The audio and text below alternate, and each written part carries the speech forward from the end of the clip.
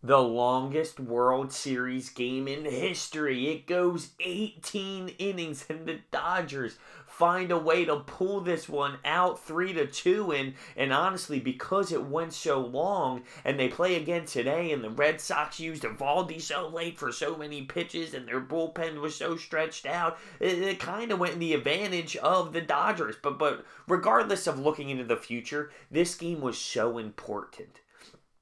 To make it a 2-1 series instead of 3-0 is beyond important. And the Dodgers find a way. This game was wild.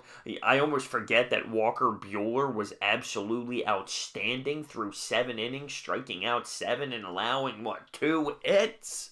That was insane. He was on fire. Come on. Last year he was watching the World Series from the stands. He tweeted out a picture, and then he does that. It was crazy. It really was. This game was beautiful because it came down to managing. It was chess match. It was, that was so good. That was so good. So to start off the scoring, Jock Peterson, the bottom of the third, ends up taking a solo shot deep, and they take a 1-0 lead. And it was pretty much that for quite some time, and I felt something coming because I realized you're not going to keep the Boston Red Sox to 0 runs all game.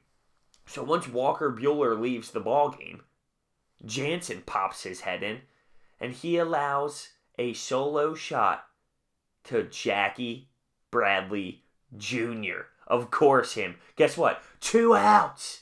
Another 2-out production out of Jackie Bradley Jr. And the Boston Red Sox dugout goes crazy. At that point, I thought, damn. I thought the Red Sox were going to take that momentum and ride with it. 1-1. The ball game's tied. 9th inning. Cody Bellinger on first base. David Price in the ball game. He texts Alex Cora the night before and says, I'm ready to go if you need me. David Price out of the bullpen.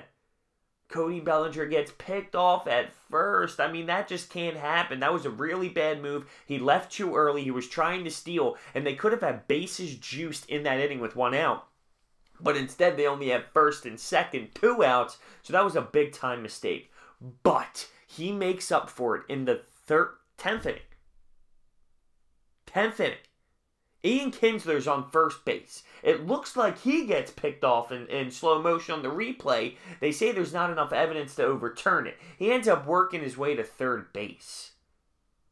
1 out. Pop fly out to center field to Cody Bellinger. He catches it and guns out Ian Kinsler at home. He made up for it. The double play to get out of the inning in the 10th. Oh, man, was that crazy. I forgot to mention at one point in this game, I'm just going to throw it in there, Manny Machado pimped a solo single. He thought it was a home run. He smacked it. He's holding the bat. He's walking down first base. It hit the wall. He got a single. You can see the disappointment in his face. Honestly, it's crazy because I'm kind of starting to lose a little bit of respect for him. I don't know.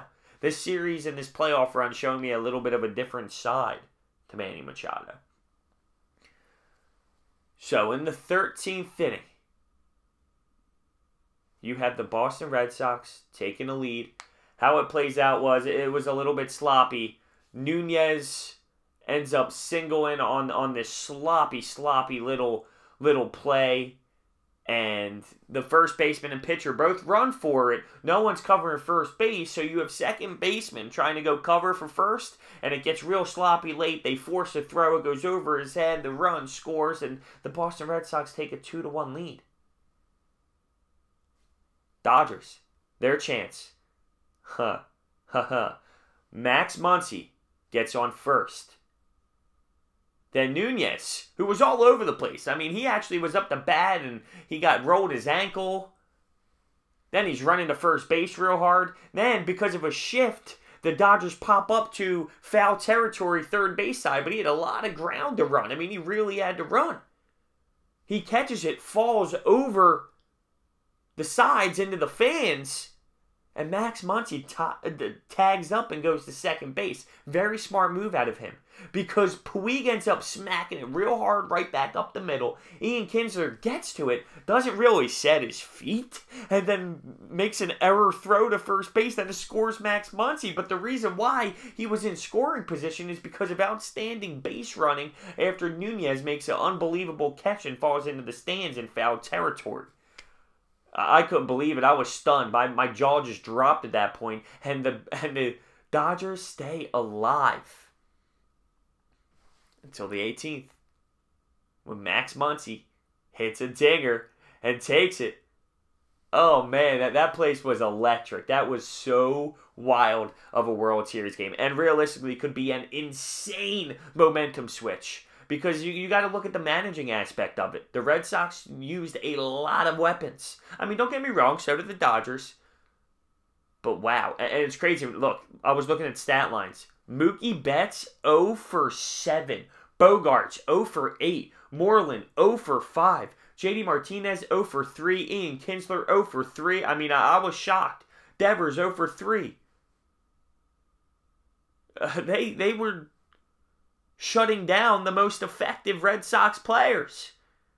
That doesn't happen often, and it doesn't happen for long. That's why I was surprised. When it was 1-0, I could feel it. I could feel the Dodgers needed more. And when the game kept going, the next inning, I'm like, the Red Sox are going to take advantage of this at some point. There's going to be a chance where the Red Sox make it happen. You can't give them this many opportunities to win it.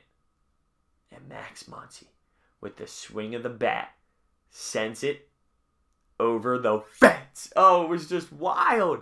This game was beautiful. Goes down in the history books. And I'm stoked to see how they respond, because guess what?